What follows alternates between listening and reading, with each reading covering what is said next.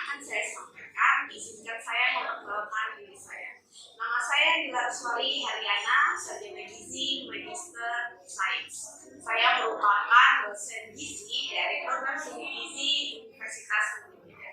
Saya merupakan sarjana gizi dari Universitas Brawijaya di Kota Malang dan saya melanjutkan magister gizi saya di IPB University di Kabupaten Bogor. Dalam kesempatan ini saya akan memaparkan mata kuliah yang saya ampu, yaitu mata kuliah analisis data pangan gizi atau kita sebut ADPG.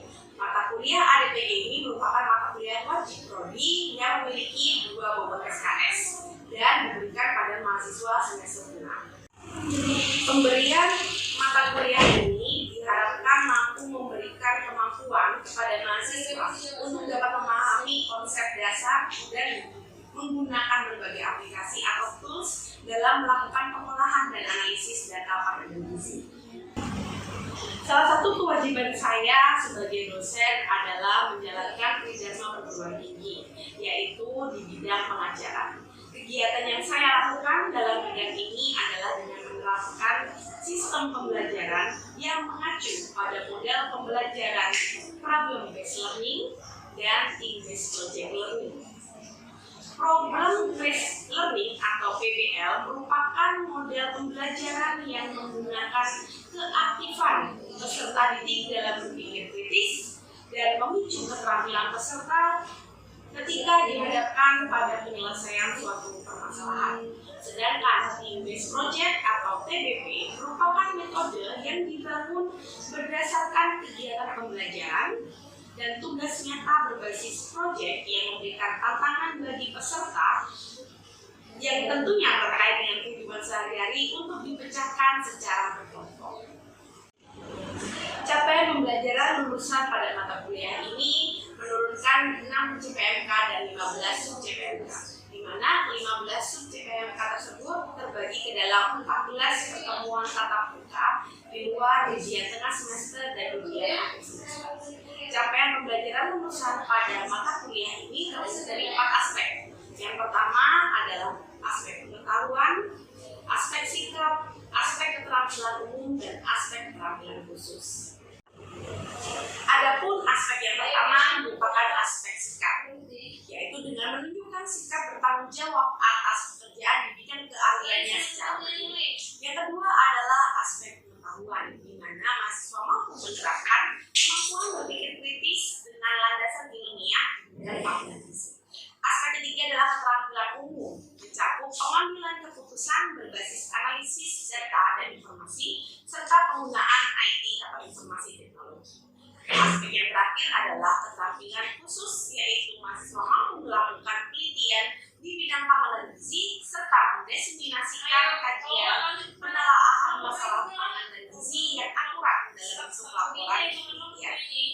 Aspek pengetahuan dari mata kuliah ADPG ini yaitu mahasiswa mampu untuk memahami konsep dasar dari ruang lingkup data pangan dan gizi, mampu membuat coding book dalam analisis data pangan dan gizi, mengimplementasikan penggunaan aplikasi atau tools seperti SPSS, WHO Agro, WHO Agro Plus, EPPGBN, Nutrigin, serta yang terakhir mahasiswa mampu memahami konsep dasar penelitian dengan desain data kualitatif.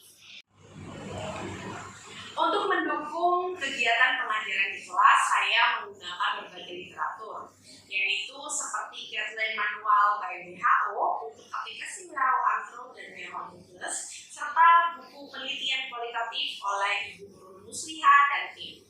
Sebagai referensi penunjang, tentunya saya juga menggunakan berbagai jurnal artikel yang telah dipublikasi yang berhubungan dengan analisis data pangan dan gizi. Adapun platform yang saya gunakan yaitu Learning Management System atau yang dikenal dengan istilah LMS berupa SIGA, dan dalam menu LMS tersebut mahasiswa dapat mengisi presensi kelas, mengunduh materi perkuliahan, mengerjakan kuis, dan lainnya. Itulah model aspek interaction yang saya terapkan dalam pembelajaran. Aspek penilaian merupakan suatu proses penilaian untuk mengukur kemampuan mahasiswa secara objektif dalam menerima materi pembelajaran yang saya lakukan dalam mata kuliah ini. Adapun penilaian yang saya lakukan terdiri dari beberapa hal. Yang pertama adalah dari kehadiran mahasiswa sebesar 5%, kemudian tugas dengan bobot 50%, ujian tengah semester sebesar 20%, dan yang terakhir ujian akhir semester sebesar 25%. Dengan adanya pembagian bobot ini, saya harapkan mahasiswa dapat melihat bahwa penilaian yang saya lakukan bersifat objektif dan transparan. Selanjutnya, saya akan menampilkan proses pembelajaran yang akan saya lakukan di kelas secara mikro-kecil. Selamat menyaksikan dan selamat pagi.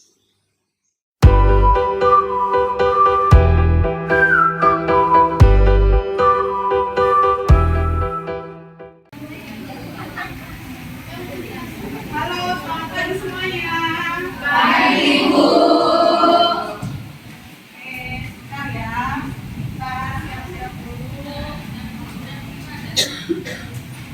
Gimana kabarnya? Sehat? Sehat, Ibu. Udah pada sarapan dari pagi? Sudah, Bu. Jangan lupa sarapan dulu ya. Tapi saya nggak mau beli sarapan sih. Cuman jangan lupa sarapan aja. Oke, sebentar ya. Saya siapkan dulu untuk materi kita hari ini. Oke, kita mulai ya. Baik, bismillahirrahmanirrahim. Assalamualaikum warahmatullahi wabarakatuh. Waalaikumsalam warahmatullahi wabarakatuh. Selamat pagi semuanya. Pagi, Ibu. Sehat? Sehat. Alhamdulillah. Oke, ini ada temennya yang izin? Masuk semua? Masuk. Besti-bestinya masuk ya? Masuk. Baik, jangan mengisi daftar hadir. Oke, baik. Sebelum kita masuk ke mata kuliah kita hari ini, ya, ada baiknya kita berdoa terlebih dahulu supaya pembelajaran pada hari ini berjalan dengan baik. Apa saja ilmu yang kalian dapatkan pada hari ini juga bisa dimanfaatkan nanti ke depannya, ya. Baik, berdoa sesuai keyakinan dan kepercayaan masing-masing. Berdoa dipersilakan. Oke, kita masuk ke mata kuliah analisis data pangan dan gizi, ya. Sebelum kita masuk lebih lanjut ke materi kita, sebenarnya saya mau sedikit merefresh nih. Minggu lalu kita ada mata kuliah tentang materi SPSS, masih ingat? Oke, mungkin ada 1-2 orang yang bisa mengajukan apa sih yang didapat dari materi SPSS itu?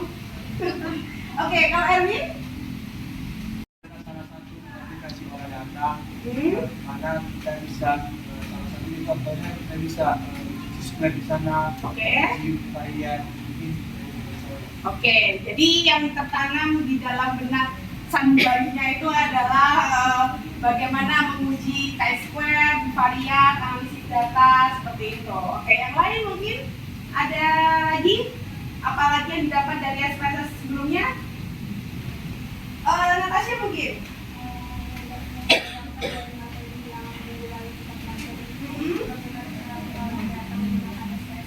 Saya sudah mampu untuk menggunakannya untuk menguji Korelasi sudah pernah dicoba?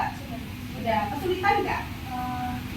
Tidak begitu sulit. Ada yang kesulitan pakai SPSS? Iya, oke ya. Jadi nggak apa, mungkin awal-awal terasa asing ya, sama kayak kita mau PDKT keluarga terasa asing ya. Maka tak kenal tak sayang kan. Jadi kita biasakan supaya kita terbiasa menggunakan SPSS. Terima kasih Erwin, terima kasih Natasha. Kita sudah tahu apa sih tentang SPSS kemarin. Kalau ada hal yang mau didiskusikan nanti bisa bertanya kepada saya atau tim teaching lainnya ya. Oke. Nah, kita hari ini mau belajar tentang namanya WHO Antro dan WHO Antro Plus, aplikasi ya yang nantinya akan sangat membantu kalian ya. Nah, apa saja? Jadi diharapkannya nanti setelah pembelajaran ini kalian akan bisa menjelaskan tentang konsep dasar penggunaan WHO Antro dan WHO Antro Plus. Kemudian kalian juga bisa mendapatkan nilai minimal 70 dari kuis. Nanti di akhir kita akan ada kuis ya. Nanti dengan kita kalian ya, kalian bisa mendapatkan nilai minimal 70. Nah, sehingga kalian hari ini mampu untuk menjelaskan secara utuh bagaimana fungsi dari masing-masing bagian yang ada dalam WHO Agro dan WHO Agro. Oke, nah apa bahasan yang akan kita bahas hari ini? Yang pertama adalah pengenalan. Ya tadi ya, tak kenal maka tak harus ya. Oke, yang kedua adalah perbedaan penggunaan antara WHO Agro dan WHO Agro Plus. Kemudian bagian-bagian yang ada dalam aplikasi dan hal-hal apa saja yang harus diperhatikan. Baik, yang pertama adalah pengenalan aplikasi. Nah, gambarnya atau tampilan aplikasinya itu adalah seperti ini. Ini adalah WHO Agro. Bedanya di sini tulisannya Agro, di sini tulisannya Oke, masing-masing punya bagian yang sama. Anthropometric calculator, individual assessment, dan longitudinal survey. Ya. Oke, ini adalah perbedaan penggunaan. Kapan menggunakan ini, kapan menggunakan itu. Oke. Nah, kalau WHO Agro digunakan untuk usia 0 sampai 5 bulan. Ya. Bisa lebih sih. 0 sampai 59 bulan. Maaf ya. 0 sampai 59 bulan. Tapi ini masing-masing ada perubahannya nih. Kalau bayi usia sampai 5 bulan bisa keluar ini. Kalau usia sampai 59 bulan bisa keluar ini plus ini. Paham? Kalau WHO Agro Plus itu untuk usia lebih dari 5 sampai 19 tahun. Oke. Nah, bagian-bagian apa saja sih yang ada dalam software ini?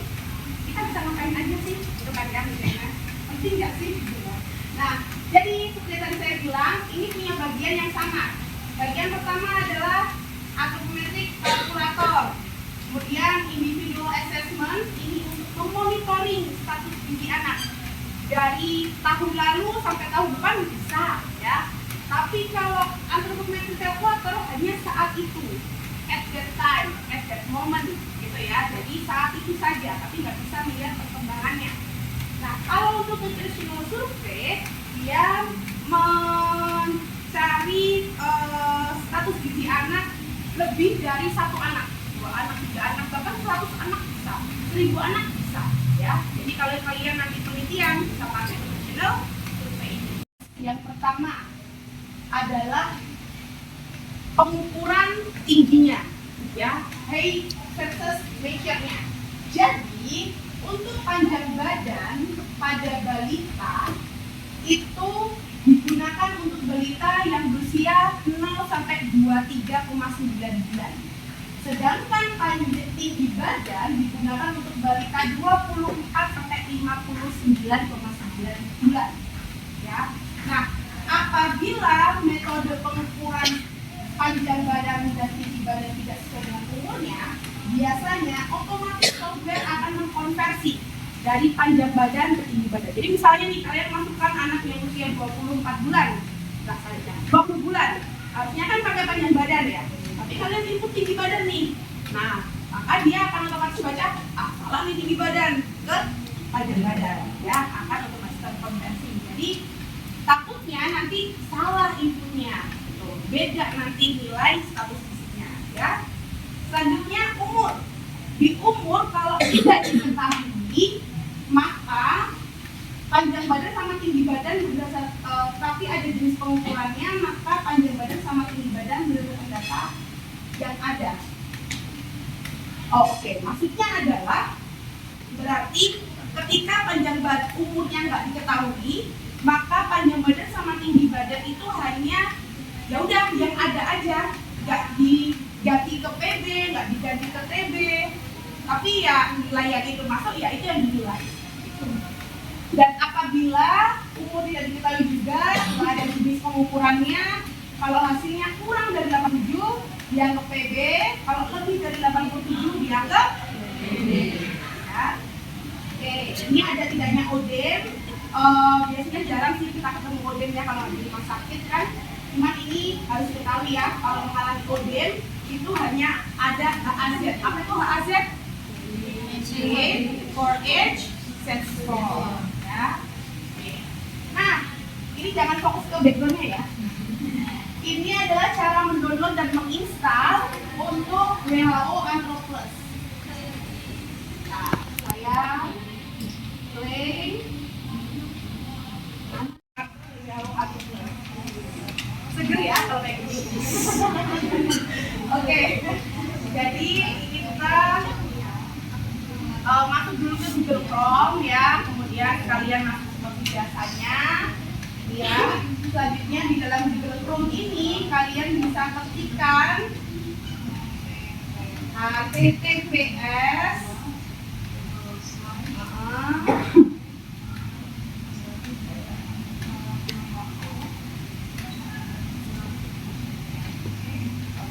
mudahnya adalah ketika kalian masuk ke Google ya, kalian tinggal ketik aja WHO Andro, nanti otomatis dia akan langsung terkonek ke dalam HTTPS ini ya, WHO International Chat Group ya.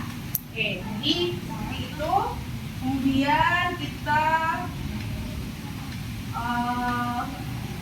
nanti bisa ditonton lebih lanjut ya untuk bagaimana tulisannya. Kalau kecil-kecil nggak kelihatan ya di sini. Nah, ini juga cara menggunakannya. Kalau penjelasan saya kurang dimengerti, kalian suka belajar mandiri, nah silakan ditonton aja video. Baik. Nah, take home message atau kesimpulan apa sih yang bisa kita ambil pada pembelajaran kita hari ini ya? Yang pertama adalah software WHO Andro itu untuk usia berapa? Sampai 9 bulan. Kalau WHO Andro Plus? Oke, sampai 19 tahun. Jadi yang anak SMP, SMA masih bisa nggak pakai ini? Justru harus pakai ini. Jangan pakai IMT ya. Kemudian WHO Anthropometric Calculator untuk ukuran satu waktu. Untuk menu individual assessment untuk melihat perkembangan. Kalau nutritional survey untuk sasaran komunitas atau sementara yang lebih banyak. Perhatikan penetapan tinggi badan dan panjang badan terutama untuk penggunaan WHO Andro ya, karena kan kita sekarang lagi musimnya stunting ya, jadi ini harus sangat diperhatikan. Selanjutnya, kalau ada yang tidak lengkap, biasanya software akan membacanya atau mengeluarkan nilai NA, not applicable. Ya, jadi nanti kalau misalnya kalian masukkan kemudian diberikan UNA, berarti ada masalah di situ. Ya, bukan NA anonim bisa kebaca di mana, tapi memang ada permasalahan yang tak cocok datanya ini. Oke, Mbak, ini ada pertanyaan? Ya, silakan. Siapa namanya? Nama saya Kristi. Dek Kristi. Oke, Kristi silakan. Jadi pertanyaan saya tadi kan kalau misalnya WHO Andro itu kan dari umur menurun sampai dengan 59 bulan. Nah, Andro Plus itu dia sampai dengan 19 tahun. Lalu kalau misalnya kita mau menghitung untuk umur di atas 19 tahun itu apakah ada aplikasi tersendiri atau kita di sini manual? Oke, baik. Terima kasih Kristi pertanyaannya. Ini langsung saya jawab aja ya, jadi itu keburu saya lupa. Jadi kalau untuk usianya udah lebih dari 19 tahun, kita langsung menggunakan standar IMT atau indeks massa tubuh. Karena di dalam PP antropometri, standar antropometri pada anak itu hanya sampai 19 tahun. Di atas itu kita tidak lagi menggunakan Z-score, tidak lagi menggunakan CBC, tapi kita langsung pakai IMT yang pakai kalau kurang dari 18,5 itu kurang, kemudian kurang dari 23,5 itu normal, kalau di atas itu berarti obesitas dan overweight. Jadi nggak ada aplikasinya, tapi itu secara manual pakai IMT. Paham itu sih? Oke, baik. Selanjutnya ada pertanyaan? Oke, ya, siapa namanya?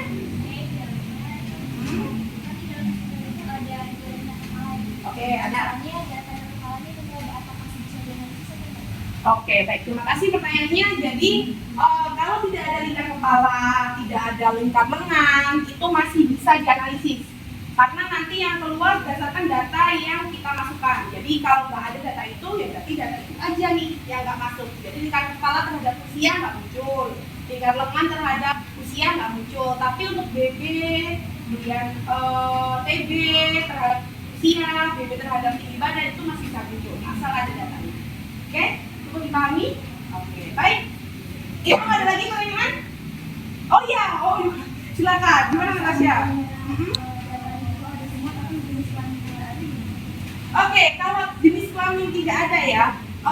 Jadi antropometri WHO itu dia mau kita klik atau tidak itu selalu ada poinnya di situ. Jadi dia itu tidak bisa hilang di bagian titik female maupun male di titik birunya itu nggak bisa hilang.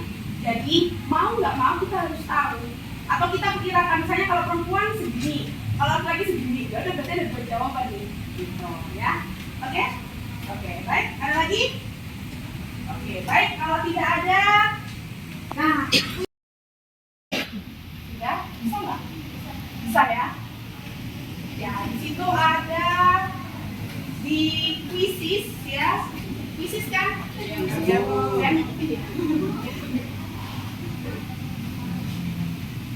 Oke, bisa. Nggak bisa. Oke, baik. Silakan dikerjakan. Gimana dapetnya berapa? Bagusnya? Ada yang di bawah 70? Ya, oke. Berarti lolos lah ya untuk kuliah kali ini. Baik. Sip. Luar biasa. Tepuk tangan untuk kita semua. Berarti kalian menyimak materi ini dengan baik ya. Jangan lupa catatannya dibaca lagi. Kalau ada yang kurang jelas, nanti materinya saya upload saja. Oke? Download dan install WHO Antro-nya. Oke? Kemudian kalian harus download juga sampel data yang sudah saya sampaikan di LMS kita atau di SIDA. Ya, nanti simpen, kemudian kalian persiapkan dulu itu semua. Besok kita akan olah bersama-sama data sampel yang telah saya sediakan. Oke? Paham? Oke, baik. Oke, sudah selesai perkuliahan kita hari ini ya. Terima kasih sekali atas partisipasinya, atensinya, perhatiannya. Ya, semoga apa yang kalian dapat hari ini bermanfaat untuk depannya dan berkah juga untuk saya. Oke, sebelum kita akhiri sesi hari ini, ada baiknya kita berdoa terlebih dahulu karena tadi kita dengan doa. Ada baiknya kita juga berdoa di akhir perkuliahan. Berdoa supaya keyakinan kepercayaan masing-masing dipersilakan. Oke, baik. Kalau selesai, terima kasih. Mohon maaf bila ada salah kata. Saya akhiri. Wassalamualaikum warahmatullahi wabarakatuh. Selamat pagi semuanya. Oke, baik. Jangan lupa mengisi daftar hadir dan bisa pulang ke rumah masing-masing. Terima kasih.